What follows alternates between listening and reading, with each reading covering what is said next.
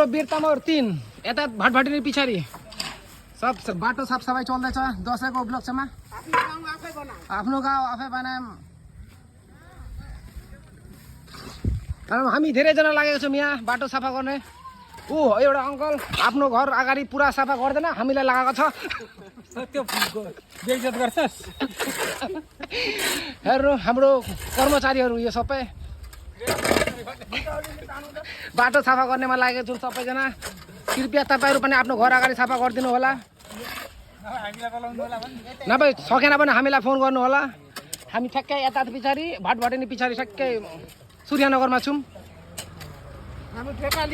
हामी ठिका हिसाबले गरिदिने होइन। धेरै दुःखले सफा गर्दैछ। हेर्नु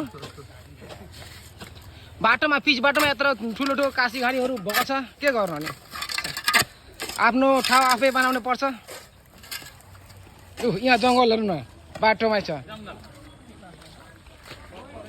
झाडीझुडी जङ्गलहरू। नालामा नफेक, नालामा नफेक्नु, नाला बन्द होला नि फेरि।